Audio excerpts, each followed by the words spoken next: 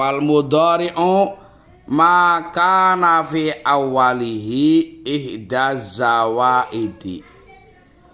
Yang namanya fi'il mudhari' itu adalah fi'il yang mana awalnya diawali dengan salah satu huruf tambahan al-arba yang 4. Jadi huruf awalnya ana tambahan salah satu daripada huruf yang 4. Ya jama'uha qauluka, ana itu yang dikumpulkan oleh ucapan kamu ana itu, yaitu hamzah, nun, iya, ta. Jadi kalau fi'il mudhari' tidak lepas daripada salah satu daripada huruf 4. Walaupun kalimah yang di depannya ada salah satu daripada huruf 4 belum tentu juga mudhari'. Ada yang memang asli. Makanya ini kan ada keterangan ihdaz zawaidi. Jadi huruf 4 ini untuk fi'il mudhari' huruf tambahan, bukan huruf asli. Bukan balung kalimah. Coba andai kata aslinya doroba. Berarti huruf aslinya adalah dod roba. Ketika fi'il mudhari' bisa adribu, bisa yadribu, bisa nadribu, bisa tadribu. Berarti huruf hamzah, nun, iya, ta yang ada pada fi'il mudhari' tadi jelas itu bukan asli, tapi tambahan. Karena aslinya adalah do roba. Sama nasoro, nun, sod, ro. Ketika yang suruh atau ansuru atau nansuru atau tansuru, maka huruf yang di depan hamzah, ta, nun, iya itu adalah zawaid, tambahan. Oleh karenanya andai kata ada salah satu huruf 4 tapi bukan zawaid asli, yaitu bukan mudhari' kalau asli. Oke. Bisyarti antakuna al-hamzatu, ini tambahan karena memang dicetakannya nggak ada, keliwat. Jadi ditambahin ini komar, belum paham komar, tambahin mar. Bisyarti antakuna al-hamzatu lil mutakallimi wahdah, dengan syarat hamzah pada fi'il mudhari' itu berfaedah mutakallim wahdah, itu yang bermakna saya. Berarti mutakalim itu orang yang berbicara, namanya mutakalim. Seorang sendiri, itu namanya wahdah. Ketika saya mengatakan af'ulu, saya bekerja. Adribu, saya memukul. Angsuru, saya menolong. Ajlisu, saya duduk. Akumu, saya berdiri. Asumu, saya puasa. Jadi hamzah pada fi'il mudhari' berfaedah makna lil mutakallim wahdah. Contoh akumu. Itu berarti mana apa? Saya berdiri. Bahasa maknanya akumu ngadeg sapa ingsun. Adribu mukul sapa ingsun.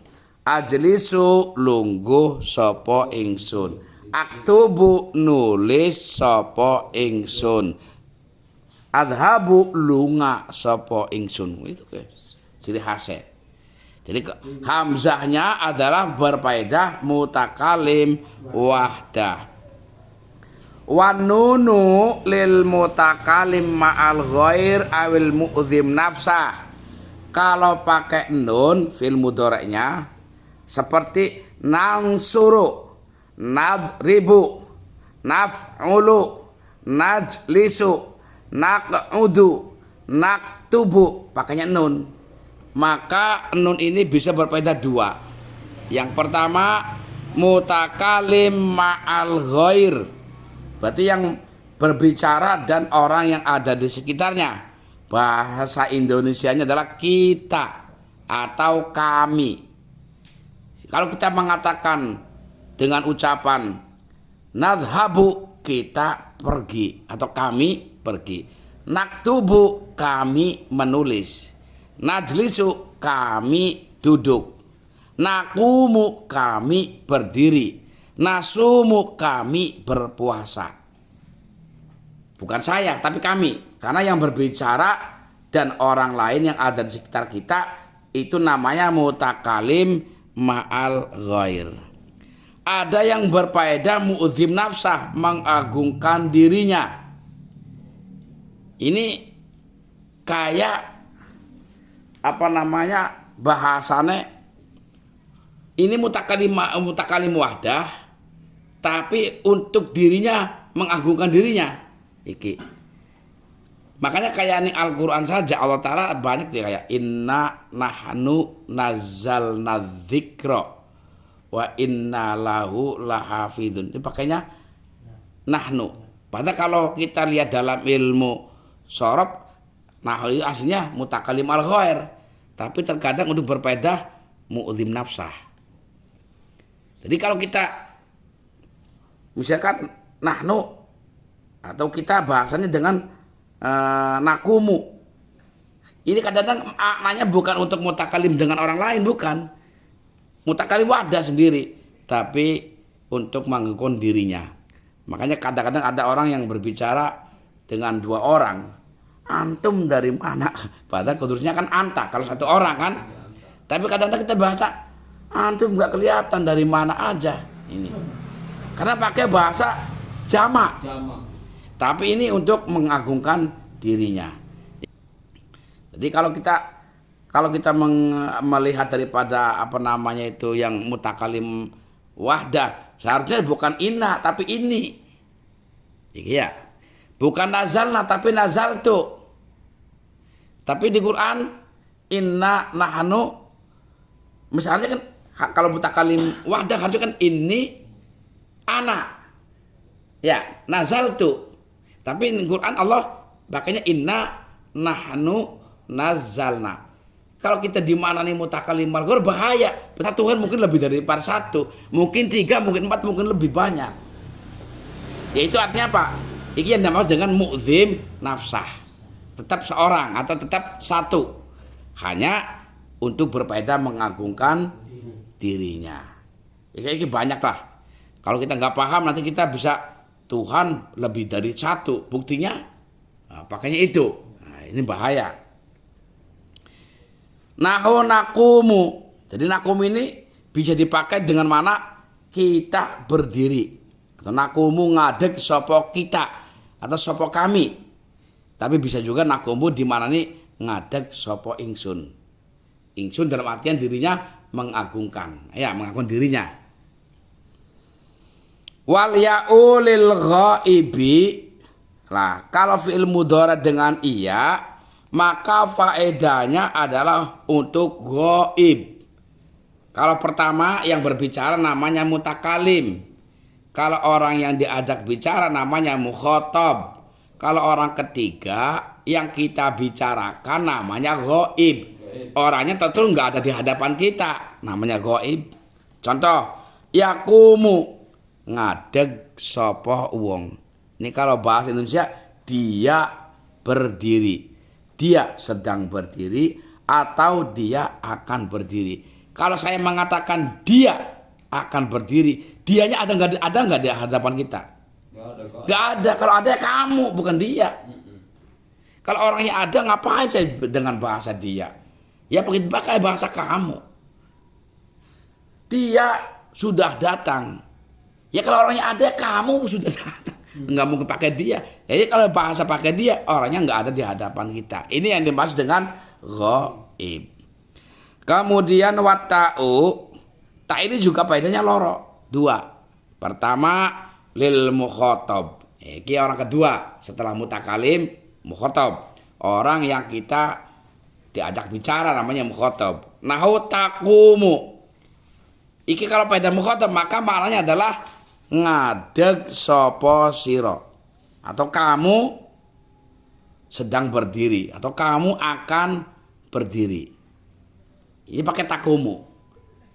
Au lil muannatsa al ghaibah, atau tak ini yang ada pada fi'il mudhari berfaedah untuk mu'anatsa yang ghaibah. Kalau yang mau yakumu yang ghaib untuk laki-laki, contoh Zaidun yakumu, Amrun yakumu. Zaidun utawi Zaid iku yakumu ngadeg sapa Zaid. Bahasa Indonesia terjemahnya adalah Zaid sedang berdiri. Bagaimana kalau kita mengatakan Hindun sedang berdiri atau Hindun akan berdiri dengan perempuan, maka bahasa Arabnya diganti dengan ta. Hindun takumu. Maka cara maknaninya Hindun utawi Hindun iku takumu ngadeg sapa Hindun. Iki berarti apa? Untuk mu'anasah ghaibah yang kita bicarakan perempuan. Jadi kalau kita berbahasa Indonesia harus bahasa Arab beda. Zaid sedang berpuasa, Hindun sedang berpuasa, harus beda. Kalau Zaidun yasumu, tapi kalau Hindun tasumu. Nah, pakai tak. Berarti tak yang ada pada fi'il mudhari ini bisa mengandung dua faedah. Yang pertama lil mukhatab, yang kedua mu'annatsah ghaibah. Contoh nahu taqumu Hindun. Taqumu ngadeg sapa Hindun Hindun. Fa kharaja al hamzatu allati laysat lil mutakallimi. Lah bagaimana kalau ada hamzah, awalnya hamzah kayak mau, tapi bukan faedah mutakalim.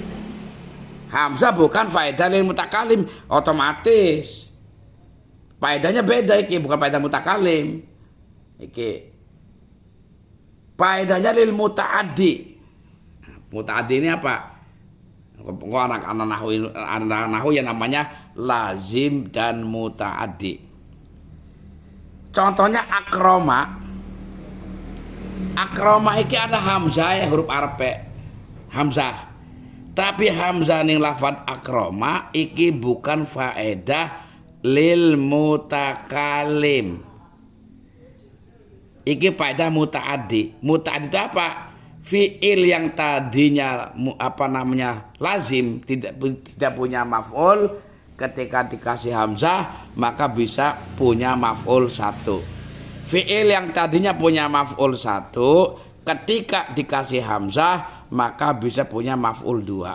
Fi'il yang tadinya punya maf'ul dua, ketika dikasih hamzah bisa menjadi muta'addi maf'ul tiga. Ini namanya muta'addi. Contoh akroma.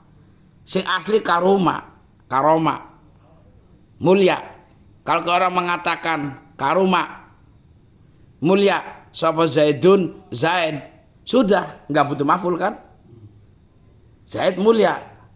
Tapi ketika akroma mempunyai arti memuliakan. Kalau kita akroma mulia akan sapa Zaidun Zaid, siapa yang dimuliakan? Butuh maaf. Iki namanya hamzah faedah lil mutaaddi, bukan faedah lil mutakalim. Nah kalau begitu namanya akrama bukan fi'il mudhari dong. Kalau fi'il mudhari hamzahnya berfaedah mutakalim. Kalau ada yang faedahnya bukan mutakalim berarti bukan fi'il mudhari. Makanya ada keterangan fa innahu madin. Akrama adalah fi'il madi ya. Akrama fi'il mudhari apa? Yukrimu. Karena ini nanti dalam ilmu shorof af'ala yuf'ilu if'alan, akrama yukrimu ikroman, wa mukroman fahuwa mukrimun. Wa nunu allati laysat lil mutakallim, pengecualian maning. Karena tadi kalau nun yang untuk fi'il mudhari adalah nun yang mempunyai faedah mutakallim ma'al ghair atau mudhim nafsah.